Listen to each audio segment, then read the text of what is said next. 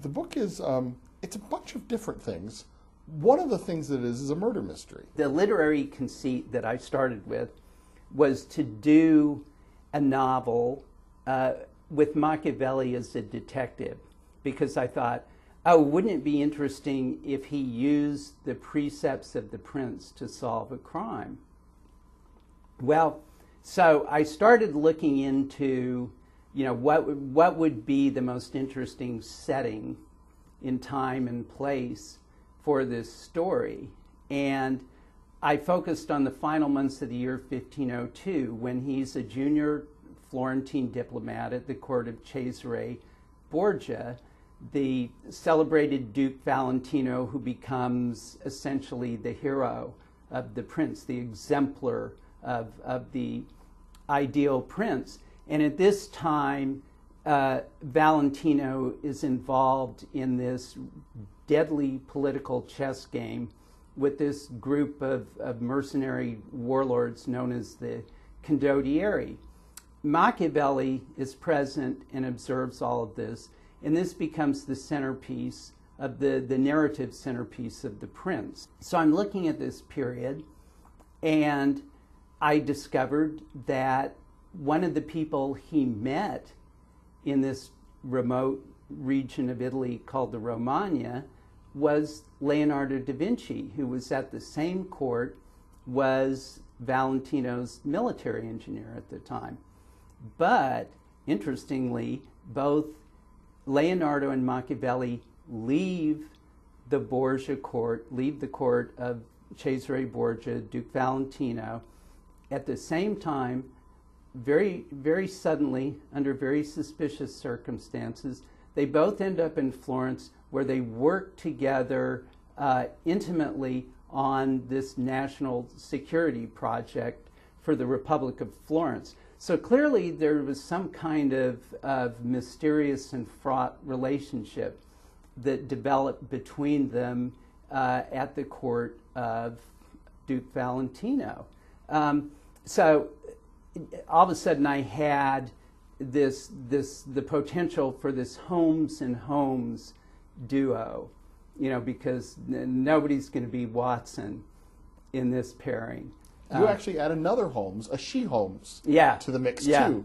Yeah. And this woman is fictional but based on some real women? Where the story starts, where the Pope, who is Rodrigo Borgia, happens to be the father of Duke Valentino, who is very proud of his 7 bastards and has elevated, he's married off the girls to important political figures in Italy, and he's made his boys important political figures in Italy. And this series of murders that are at the center of the book begin with the murder of the Borgia Pope's son in Rome. His anointed one, his favorite son. Yes, his favorite not his eldest son. Right, his favorite son in 1497. Now, on the night that he was murdered, this son, who was kind of a ne'er-do-well, his title was Juan, Duke of Gandia. Everybody called him Juan of Gandia. So Juan of Gandia was reported to be going to the house of a Madonna Damiata, his mistress, when suddenly he disappears. The murder has never been solved. She was accused. Then the investigation mysteriously stopped. We hear no more of her.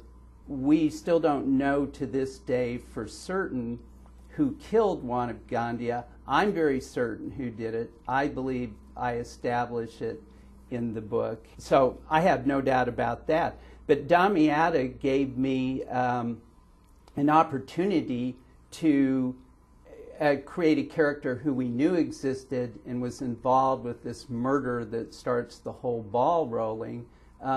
But what happened to her? So I give her, an afterlife in my story.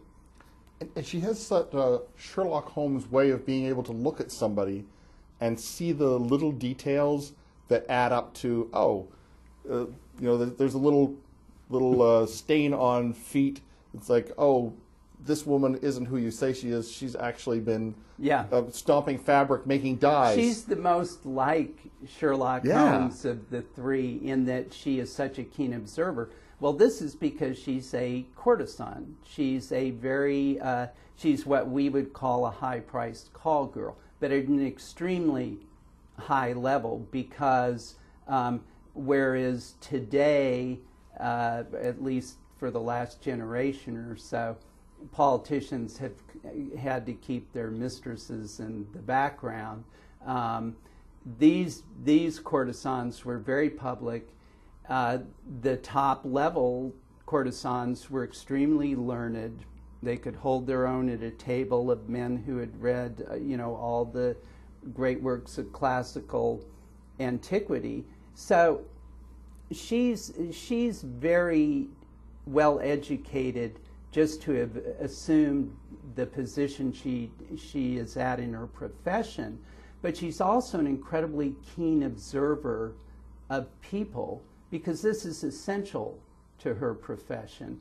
Coming up, she's had to learn, she knows more about men than most men do, because she knows them so intimately, and she has to look for clues. Who can be trusted, is somebody who they say they are.